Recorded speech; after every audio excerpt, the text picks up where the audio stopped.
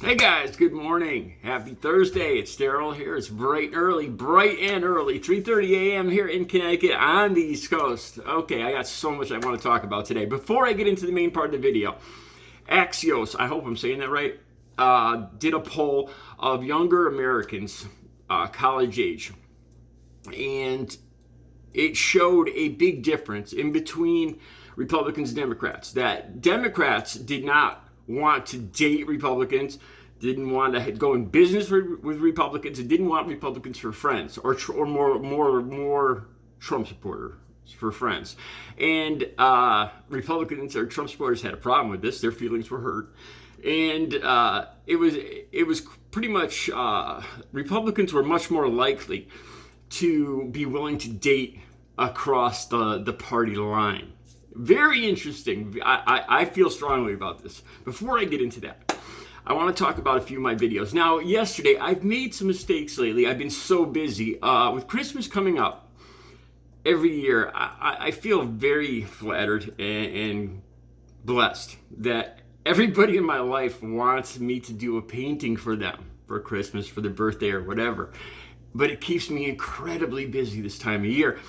And I'll admit, I've had to rush through some of my videos. Today's my sister's birthday. It's just one thing. It's a crazy time of year for me. And I made a few mistakes here and there. I found a video that didn't have a title. I swear I put a title on this. It was a Tom Massey family Christmas card. And then some of my videos look blurry. And it wasn't the picture. I couldn't resolve this. I've talked to YouTube about it, and I'm trying to resolve it. I don't know if you guys are seeing the picture blurry or not. I'm trying to work on this. All right, and yesterday I said I wanted to talk about this stuff, and I went through the whole video, and then I didn't talk about it. One more thing I want to talk about before I get into the main part of the video. You guys saw I kind of broke with my brand. My brand is, my thumbnail is me, this picture of me right here. So you guys will see me, same with Bo the Fifth Column. He's got a brand. He always has his face, his beard, his hat, and that's how you tell his video. Bam, you hit it, you click on it. It's his brand. I broke with my brand just for two videos, the Bobart Christmas card video and the Massey Christmas card video, and there's a reason I did this. I don't do something this big without a point. And I'm going to tell you guys, because I think most of you guys watching this now are probably more on the Democrat, liberal, progressive side. And the people that I wanted to affect with this probably aren't watching this video. In that video, in those two videos, I talked about how the word fetishism came up with these objects. And it really seems that it wasn't even about the Second Amendment or hunting or home defense. It was more a shock value and more of almost a pornography, Second Amendment pornography, fetishism. So I put the Christmas card pictures up, and I blocked out the objects.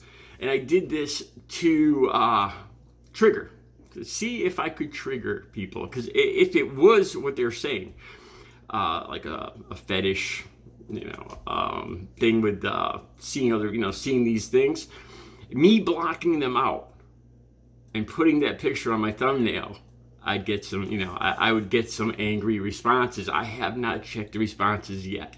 So we're going to see how that goes. Okay, let's get into this video. Axios did a poll. I'll put all the links down below. I go through about 20 different media sites, both conservative and liberal. Now there's just more liberal sites in general, really. There's probably about 12 or 13 sites I go through. Axios, Salon, Huffington Post. But on the conservative side, there's a whole lot of Fox News articles, and then there's the Daily Mail, there's the MRC, I think it's called. Anyway, when 3 or 4 or 5 of these groups are covering the same story, I know it's going to be a big story, and that's the way it was with this morning. This story about how Democrats are very unlikely to date, to patronize a business, or to even be friends with Trump supporters. And I could relate to this. Now, I want to just talk about this briefly. My last girlfriend, God rest her soul, I love her, was a Trump supporter, and it created a huge amount of conflict in my life. And I came to realize, I told you guys before, that some of my family, my closest family members, my mom, and other family members are Trump supporters. And I gave this some thought, because I will not, I have no tolerance. The bottom line is, I just don't have respect for people that support Donald Trump.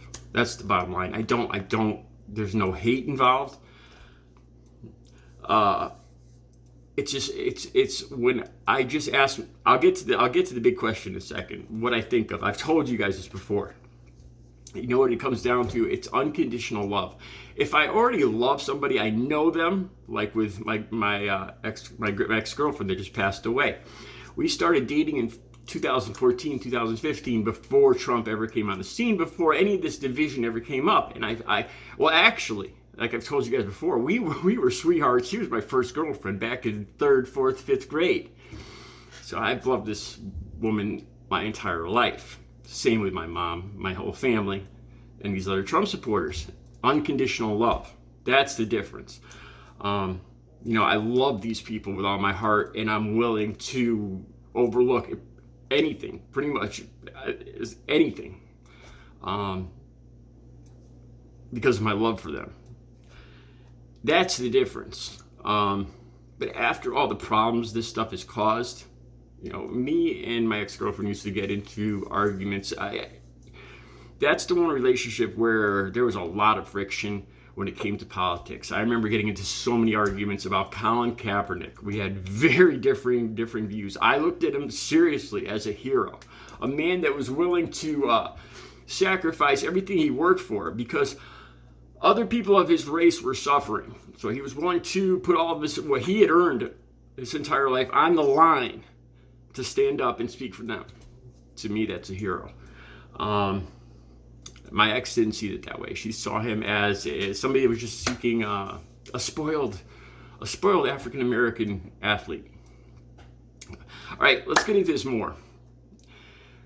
Where I used to live, I've rented my entire life. And when I first started renting, this wasn't an issue. But then as Trump came on the scene, I found out the town that I lived in and everybody around me were Trump supporters. And I had to, for the sake of having a roof over my head, I had to be quiet. And then I moved here. And I feel, some of me feels bad about this, because now I have no specific reason to stay in contact with these people.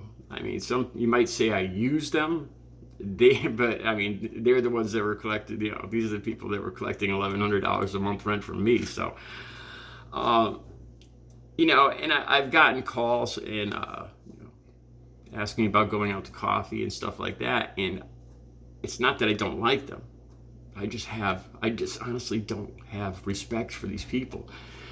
And I'll tell you why. This all goes back to when Trump first came on the scene. That one time, I made a big deal out of this when he when he imitated that reporter. When he did that thing, somebody that would mock up the reporter was born with birth defects in his arm. He was misformed and he wasn't able to didn't have full function of it. And a person, for whatever reason, that would stand it. This is the thing that got me too, is that Trump did it to get the crowd behind him. He did it to get other people to encourage other people to bully, to pick on this reporter. This is what he does his entire life. He's a bully, and I have never tolerated bullies. And this is what I see now when I talk to Trump supporters, all these people that were in my old town, people that I've done business with before. They always say, well, we separate the person from the politics. You know, look, I don't approve of everything he's done. You know, I don't approve of that. I don't approve of some of the stuff he's done, but I think he's going to make a good president. I could separate these things. I think he's a good businessman. He's smart with money, and he's good for the country. Hey, he might not be a really good person, but I could separate these two things. I don't like him as a person. I like him as a businessman. This is the excuse they use. It's an excuse. Look, you know, in any other part of my life, there's been times when Trump first came on the scene. I was friends with somebody I went to high school with, and they wanted me to do they were going to pay me $500 to do a painting. And I flat out refused it. Not only did I refuse it, I blocked them on my Facebook page for even asking me. You know, I won't do business with people that support Donald Trump. I won't be friends with people that support Donald Trump. I will never date somebody that supports Donald Trump ever again. The people that I love, that I have unconditional love for, I have unconditional love for. You know, and in my heart and my head, I make up, you know, I love them beyond anything that Donald Trump could do or anything they could say. And so it's not a factor. Anyway, I see I'm running late on time. I got so much more. I might even talk about this in my next video. There's so much more I want to talk about this. The links will be down below for these stories and everything, for the Axios poll and all that, so you guys can see yourselves. You guys have a great Thursday. I will be back later with another video.